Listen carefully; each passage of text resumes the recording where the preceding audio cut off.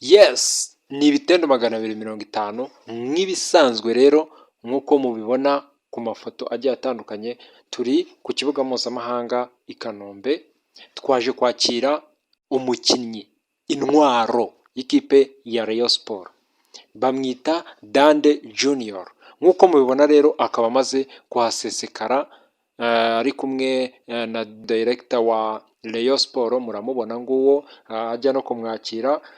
Rero ikipe ya Rayon Sports yatangaje ko yasinyishije umunyakameroni Dande Junior ukina mu izamu w'imyaka 28.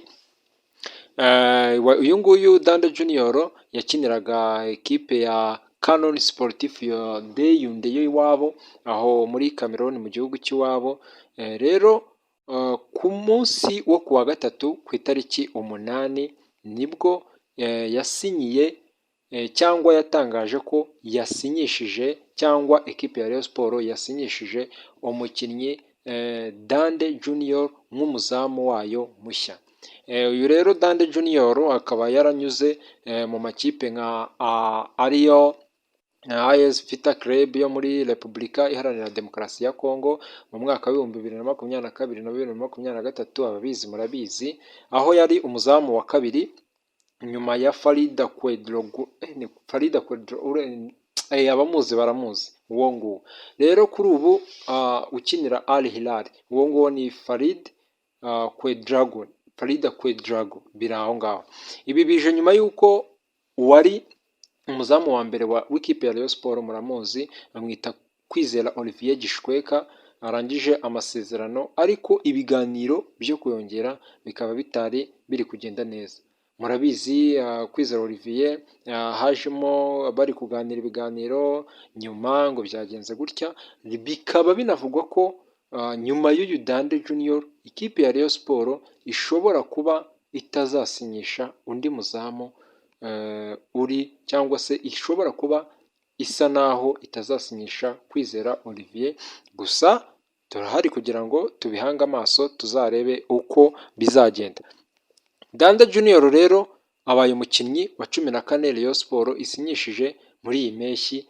Ikindi kandi aba n'umukinnyi wa 8 w'umunyamahanga usinyiye iyi kipe kugeza ubu ngubu. Rayon Sports ikomeje gukorera imyitozo i Gicumbi.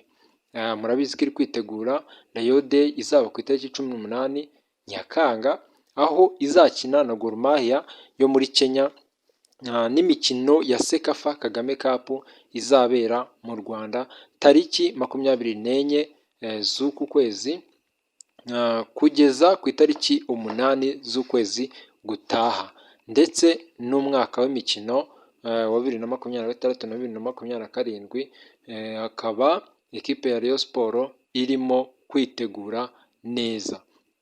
Rero ikipe ya Rayon Sports yatangaje ko yasinyishije uyu Dande Junior nk'umunyezamu wayo mushya, imukuye muri Canon Sportif de Yaoundé yo muri Cameroon, akaba aje ameze nk'umuntu ku ruhande rw'ikipe ya Rayon Sports, aje navuga ngo aje kuziba icyuho cyangwa se aje nko mu mwanya wa Kwizera Olivier, dore ko uyu munyezamu rero byavuzwe ko Kwizera Olivier amasezerano ye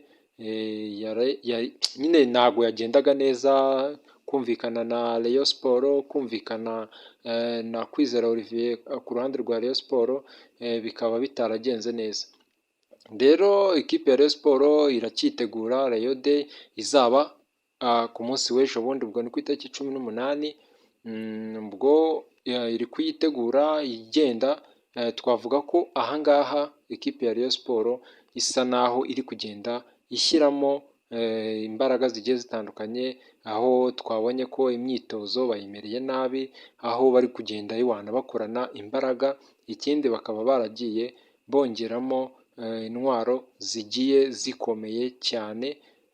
Rero uyu nguyu Dande Junior, reka kabisa ku munsi wa Rayon Day tuzarebe icyo azaba adufitiye, dore ko byagiye bivugwa ko biravugwa ko ashobora kuba ari mu bazamu beza cyane. Mwabonye ko rero ku munsi wa Rayon Day uwo bita Bulldog azaba ari gususurutsa abantu ahangaha kabisa, azaba ahabaye 5/5.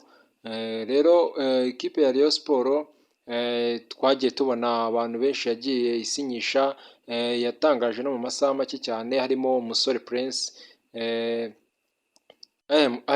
Musore Prince, ibintu twagiye tubona ashaka yareze Rayon Sports muri FIFA, avuga ko bamurimo amafaranga, rero ubu bikaba bivugwa ko bashobora kuba bagiye kujya mu nkiko. Rero muragenda mubibona.